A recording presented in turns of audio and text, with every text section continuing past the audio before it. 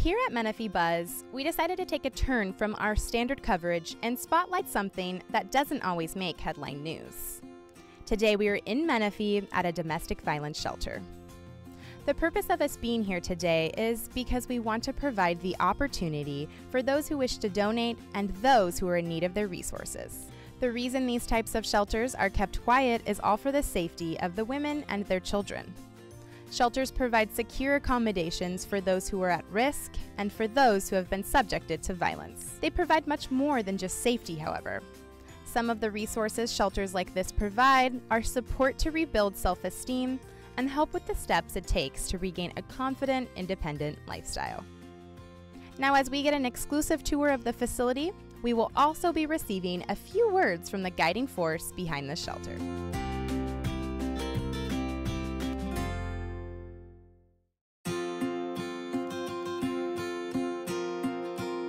These are community shelves. For ladies who come into the shelter, we assign them a shelf to keep their own personal dry goods. Each family has one shelf. And then the shelf to the right is our community pantry shelf. And those shelves are specifically for ladies who come in who do not have yet any food or any income.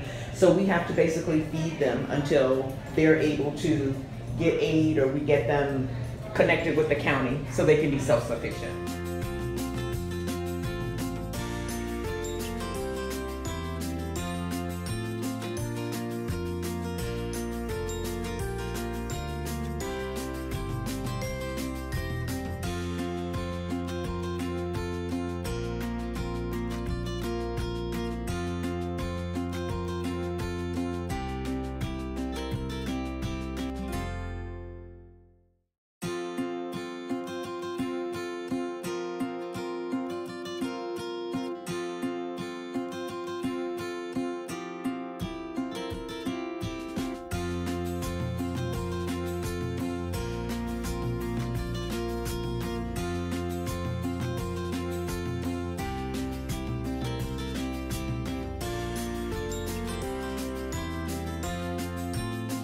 Alrighty everyone, Gabriela Venturo here with the pleasure of interviewing Florence White, who is the CEO of the agency that we are at this afternoon, which is Alternatives to Domestic Violence here in Menifee. How are you? I am great. Good. Yes, absolutely. So first, before we get started, I kind of want to give everybody a background, just kind of to what we've been talking about, you know, behind the camera, behind the scenes. And again, I just want to congratulate you and just basically just give everybody a sense of your character and how you've gotten this whole thing started and just your attitude behind things, and just giving us the opportunity to come in here, because before you took basically the reins of this, it was very hush-hush, and I think that it's awesome that you are giving us the opportunity to come here and get a little bit of background information to not only help those people that are in need of the resources, but for the donations as well. The question that I want to ask you, Florence, is your background. My background is in nonprofit development, nonprofit management, bachelor's degree in business administration, and some master's work. I came from corporate America and moved into nonprofit work as a consultant, and started my own company in 2000, I think it was 2000, as a consultant. But I was also a survivor.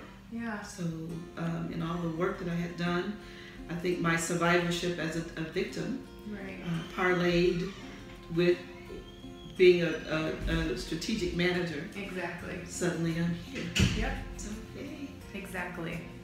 Okay, so now going off of that, and I know you kind of did touch on that, but how do you feel somebody like yourself with the background that you have versus somebody who might not have that background running an agency like this? Do you feel it's a crucial aspect? I think it's an amazing aspect. Whether it's crucial or not, it depends on that person's style of management. No, that's true. My style of management is very hands-on. Okay. And I'm a risk taker. Right. I took this agency on in 2015. Okay. And when I accepted the position as CEO, there was a lot of work to be done here. Right. ADV started in 1978, one of the first coalitions established in the state of California, in the nation, excuse me, in the nation as a movement to end domestic violence and provide resources to victims. So in each county, there needs to be a domestic violence shelter. Okay. At least one. So the state of California will recognize those as the domestic violence shelters. ADV, Alternatives to Domestic Violence, is that shelter. Okay. And starting in 1978, they've always provided domestic violence education, anger management, parenting, and now counseling. This shelter was built in 2003. Right. And it's, as I said to you earlier, it's not a good secret to be kept. Yeah, exactly. It is important that it's private because it is domestic violence privacy. Right. So we don't disclose the location.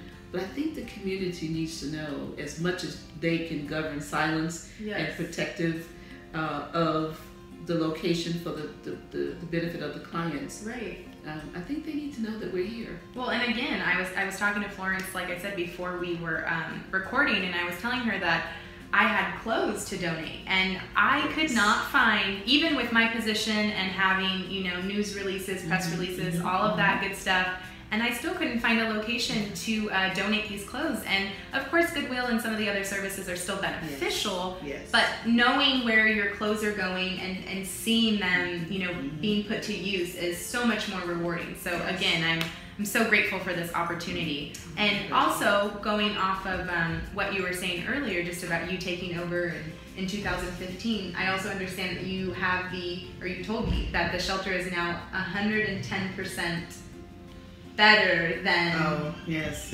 Wow.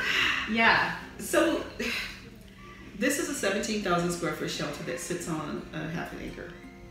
And the resources that are provided for a nonprofit of this nature usually covers salaries. It'll cover some of the operational costs, but it won't cover all of the day-to-day operations. It won't cover the real estate. Right. So who will fix the roof? Yeah.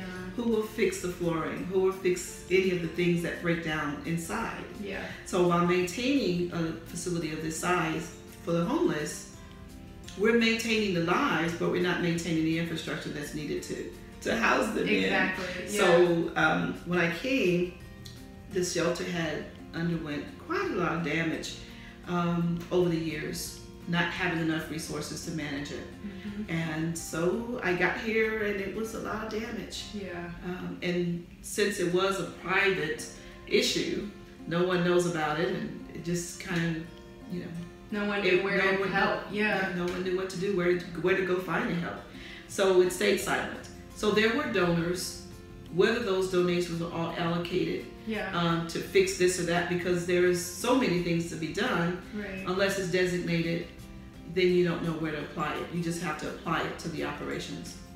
So coming here, there was so many things to be done. Wiring, the whole electrical, I have to be wire almost everything. The wiring, the flooring, the windows, painting, replacing windows, plumbing, landscaping. I'm rebuilding this place from the bottom up. So yeah, this is 110%, and we're still not there yet. And those who have not seen this location, you would think that she's talking about all of this stuff and this place looks like a total disaster. It's not at all. It's a gorgeous facility. So it is gorgeous. It you know what? It is gorgeous, and I've been to other places and I looked at theirs, and we own this building. So the blessing of this is that we own the real estate. And not many nonprofits get to own real estate. A lot of us will have to rent property and create the environment, but then we're subject to leases and losing leases. In our case, we actually own the facility. Wow. Yeah. But that still means a lot. Yeah. Can I go and refinance it to do something with it? I cannot. There's some restrictions that will prohibit me from doing different things. But I think now is the time to let the community know that we're here. Of course, yeah. And where they can help us. I'm open to the help. We do well. We do well. This is a very successful agency. We see probably for 2016-17, the numbers of duplicated numbers of victims that we served was over 12,000. Wow. And half of those numbers were victims in the shelter. So those that are coming in and out of our programs for therapy and education, that's a lot. That is. That's a lot. That's a lot. That means that domestic violence is not, it's not dead. It is still very active. It's still happening, and it's very prevalent. So we need to make sure that we have the resources available. So I think right now, letting people know that we're here and we're doing this work. Yeah, we're here. Yep, exactly. Now, walking around the facility, you see obviously the cameras and, you know, the gating and stuff like that makes it a little bit more obvious to answer this question. But how does the shelter provide safety? Well, with this day and age of technology is almost impossible to be completely safe.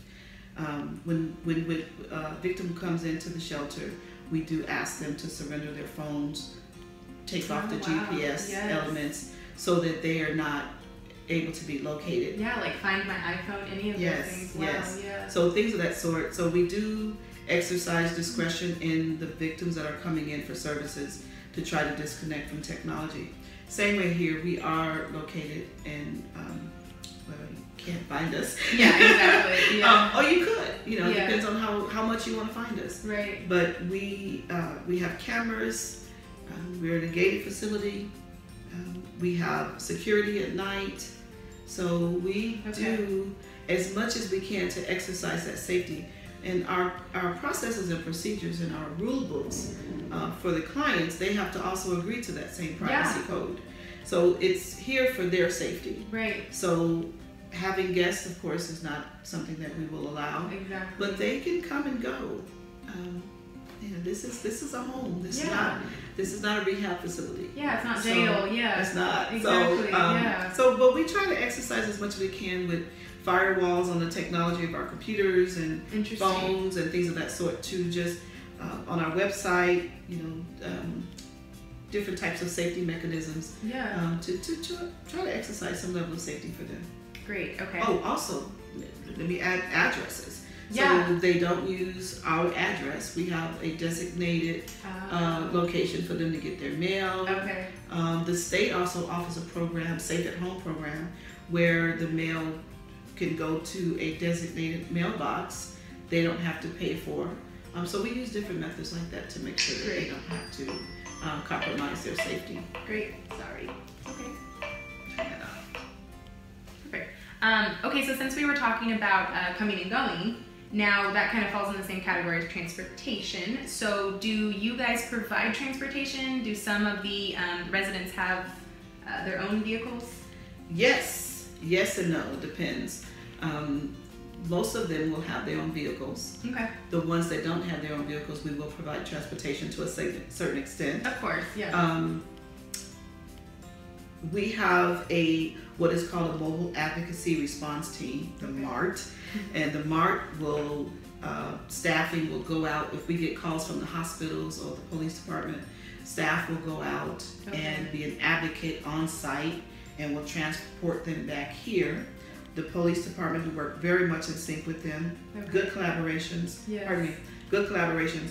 And they will come and bring the victim here to our site after an intake process has taken place. Okay. So there's a lot of community support to ensure the safety of that victim gets back here. One of the challenges that we do have for transportation is just the day-to-day going on with someone who doesn't have a car. Yeah. How do we get them to the store? So we have to do kind of a group transport. Oh, I'm sure. Where we just take everybody at once. They can do their shopping. It's kind of like a retirement home, how they do it in that sense. Yes. Okay. Everybody gets together and go at once. Yeah, at a certain time. And, right. Yeah. And that's kind of how we do it. They go for their appointments. Yes. So we just have a regular schedule where we do those things. We are challenged with the school district. That's something that I'm hoping that we can entertain some discussion on that issue in the weeks to come so that children can get to school. Right now, I think we have 41 children. Right. Is it 36? Somewhere upward of 30 children. And which is a lot because this house is only 60, so that's more than half of. It's huge. So the moms that can get them to school, wonderful. What about those that can't get them to school? Of course, yeah. So they really do work together. So a lot of the moms will take them because they're all going to the same school district, or the same school. Carpool, so they do a lot of carpooling. We take as many as we can take, but we need to establish what we can do with the school district and how can they help us. Because this is a whole school right here. Right, exactly. And if we don't get them to school, then they're losing their education. So exactly. We don't want that to happen. No, not at all. Okay, so also, how about the facilities that you guys provide? I know the list is a lot, but even just like the simple things, like I was talking to Gary Ann and she was explaining the toiletries and the bedding and all of that good stuff. So we do all of that. So the victim comes in, they may come in with absolutely nothing. Right. So we have donated clothes, and sometimes the donated clothes are not what they need or fit them or is available. So we do have to use our own resources to take them to the store to get them a fresh outfit. Wow, yeah. But in most cases we have a lot of donors that will bring clothes in. Perfect. And then we put it out for everybody to, once we go through it, we have to make sure that they're clean, sanitized. We don't like to always accept donated clothes unless we say we trust the source. Yeah, of course. Because a lot of times that could be compromised. But we will provide them everything they need from day one. The first 30 days that you are here, it's on us. This is your respite. I want you to come here and figure out what's next. Yeah. We will provide your bedding, we will provide all of your toiletries, your food. Yes. Just come and figure it out. Just rest. And sometimes when women get here, they do just rest. They sleep for days. Yeah. It's safe. We also have men. So if a man comes here, we can't house him here because this is, not the facility set up designed for that. Right. We will house him in a hotel. But he still has access to all the things that the woman and her children would have. So we try to make sure that there's balance and equity on both sides. Of course. But if they're here at the shelter, same way. They have to come and just relax. Right. Then we start talking about a game plan. We look at case management. Yeah. What do you need? Do you need psychological therapy? Do you need medication? Do you need resources, financial resources, work, transportation? What do you need to live? Yeah. We look at the whole issue, not just one part of it, but the whole issue, because there's life after violence. Yep. And we want to make sure that we bring that to the table so that they can have what they need. Great. So we do everything.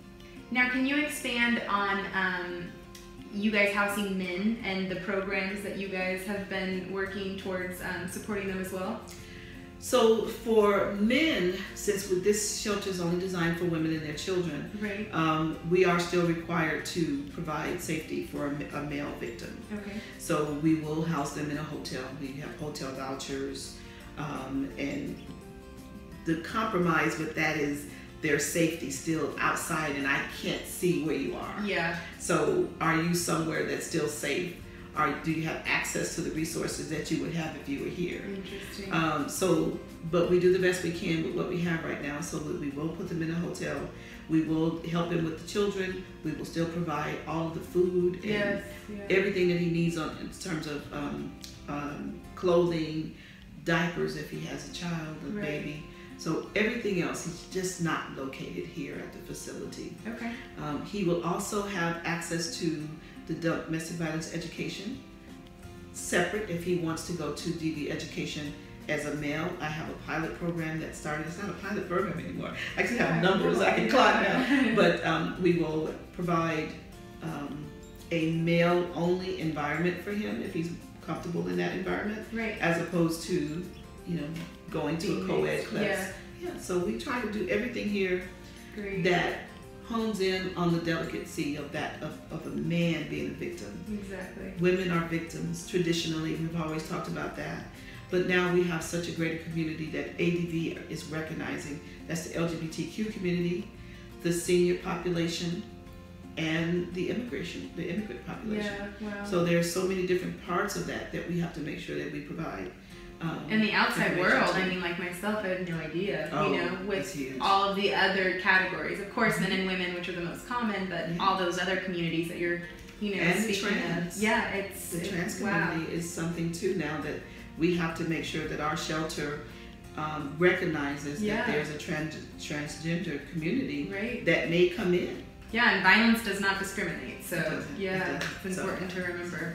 Wow. Yeah. Okay, so now as a 60-bed facility with each room housing up to 6 people, how often is that still correct? I've seen it go up to 8. Oh, 8. Okay, so I guess it does differ. Yeah, okay. It depends on the configuration. Okay. If there's an infant, because an infant, we can move a baby bed in the room as opposed to the bunk bed type environment. Okay, so great. It depends. Okay, so now how often are you guys at capacity? It sounds like you guys are pretty full as of today, I noticed. That's what she said. Yes. I look at the board. Oh, okay. I was like, what's up? This is the board. That's the board. Okay, what's over. Yeah. We're usually at capacity. Wow. We may be at 90% here or there, but we usually are running at capacity. Okay. I would say at least 25 days out of the month. Wow. Probably at capacity. Wow. So, but because we're transitioning people out always, we try to make sure that there's a game plan for everyone. Right. And they're not just resting. After you've gotten through your respite period, now we have to make sure that you're on a development plan. Right. And we have a proposed exit date for you. Yeah, how long is the stay? Well, they can stay up to 180 days. Okay. 30 days is the emergency shelter portion of the program. Okay. And then day 31 and up to the 180th day, that's the transitional living program. So we want to make sure that in that development plan, in their case management, we know an anticipated move-out date. Right. So I'm counting beds all the time. Okay. So to make sure if someone calls with a transport from Northern California or from somewhere out of the state, I want to make sure that there's a place for them to go. So I always try to keep at least one emergency room. Like that. Yes, because you don't, when you match yourself completely out, then you become, to me, you're not available. Right. I don't want to ever not be available. Yeah. If somebody's in need, okay, can we just reconfigure a room? And, like you said, the 8 versus the 6. Yes. Yeah. So, but I would say 25 days out of 30. Wow. Okay. At capacity. So now, speaking of all of that stuff, all of that obviously needs funding. We were talking about the mortgage and the water bill and everything else. Yes. So now, how does ADV receive their funding? So we are funded by state and federal dollars. Okay. California Office of Emergency Services is wonderful to us. They are our primary funder. And with that, there are our Women Against Violence, the Violence Against Women Act funds, different levels of funding that comes from the federal that covers women who are victims. Okay. So we rely heavily upon that. When I took over, I vowed to diversify our portfolio, diversify our grants, and look more for donor contributions so that we weren't so heavily reliant upon one source. Right. But that one source that we do rely upon, it's what we do. So I'm there with them, and they are great to us. But I'm still looking to find more funding with the private foundations. Okay. But we're 95% grant funded right now. Great. And I pray that we can stay consistent. But most of those grant funds are basically providing programmatic services. They're not providing, again, the real estate. Right. No, it's not providing, lawn care. It may do some maintenance at certain sites, but you gotta be strategic. Yes. You gotta be able to move things around and figure out how to raise money for this project. Exactly. And that's where we are now with our beautification project. And we're looking for the community that can help us to help us. Now, can we expand on some of those renovations that are needed? I know you kind of went with the carpet already, and you're looking at other different painting and curtains and just little things inside to bigger things like air conditioning units, heating units, the flooding. Yes. Well, in January, first of all, when I got here in 2015, a grant from Home Aid just they were amazing, and they came in, they built shelters. Okay. So Ray Osborne with Homemade came in with his team from Lanier Homes, is it Lanier? Lanier Homes. Yeah. And he brought, I probably had 60 folks around here, so cool. Electricians and plumbers, and just revamped the whole place and got everything up to code. I had new lighting and just it was amazing. Yeah. So that was the first part of our renovation phase. Wow. And then from that, we've just been moving the phases along as I can raise those resources. Okay. So in January of this year, we had the big rains. Yes. Remember January, February, everything was rained out. So then we sustained a lot of flood damage. Unfortunately, the insurance company didn't cover any of that. And so we had some roof damage and just things that had already been compromised, unfortunately, because of the lack of care.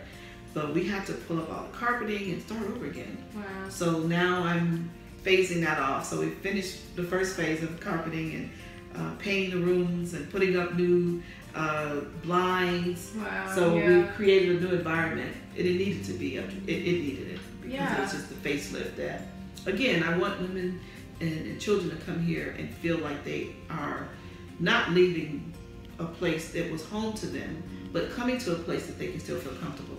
Absolutely. So now we're waiting on phase 2 of the carpet, so we still have a whole other area to carpet, and then we have to carpet all the clients' rooms. Wow. So there's a lot of work, a lot of painting still to be done. Yeah. The air conditioning units, I think I have 7 condensers on the roof.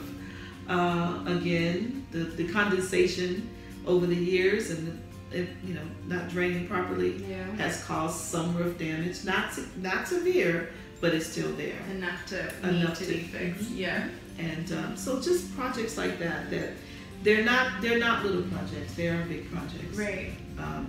And I go after CDBG funding for each community because we cover Western Riverside County.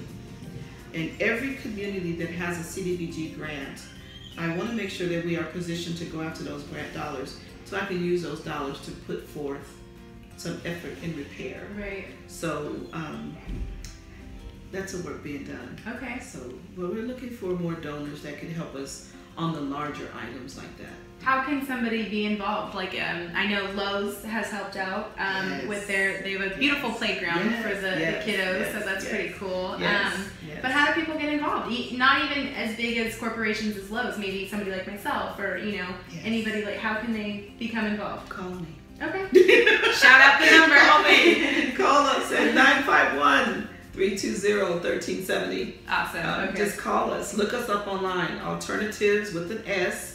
TO, that's Tom Oscar, DV, DavidVictor.org. Awesome. And we have a needs list that we post, and it's just some of the things that we use for the clients. Okay. But the larger items, like what we really need help with, call me.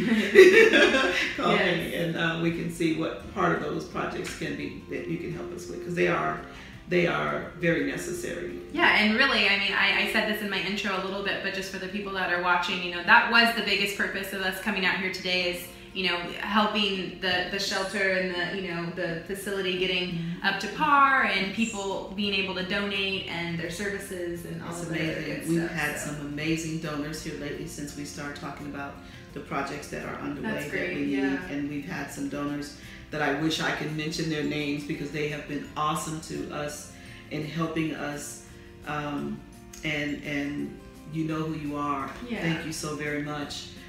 But we want to be able to open up and just let people see we're serving your community. Yes. We own the building, but we're serving your community. Yeah, so I like exactly. to, when I look at the numbers of people that come in from Moreno Valley or Riverside or Menifee or Temecula or Corona, I got people here. They're yours. Yeah, exactly. And we take them in and we make them ours, and just that donation above, and maybe it's not cash. We don't always need cash. Maybe it's your manpower. Yep. Maybe you are expert in roofing. Right. And you can come out and give me, educate me on what I need to do, so now I can go forward. Because I've had some people come in that didn't quite tell me the truth And then you end up doing things and wastefully doing something that could have been done differently. But maybe it's just their manpower. You can come out and help us do it. The flooring, you know, maybe somebody has carpeting, they own a carpet company and they have remnants. You know, true too. We'll take those. Absolutely. I got 16 bedrooms that needs to be recarpeted. I can take they don't all have to match. They don't all have to match. As long as they're good carpet, we can refloor it. You know, we can recarpet everything. Absolutely. So sometimes, and in gardening, look at the garden. I have a whole landscaping. Maybe you own a gardening service and you can come out and spare your people for, you know, a couple of hours a week. To just come out and help us keep things maintained. Or maybe even like the high school that need, you know, community service. Perfect opportunity for something like that. So in cases like that, we just want to make sure that we know who's coming in. Of course. And they sign a confidentiality agreement. But other than that, they can just contact us. It's 951-320-1370. Awesome. Well, thank you again for your time. I know everybody will enjoy this. Oh, I hope so. Get some resources through here. So, yeah, thanks again.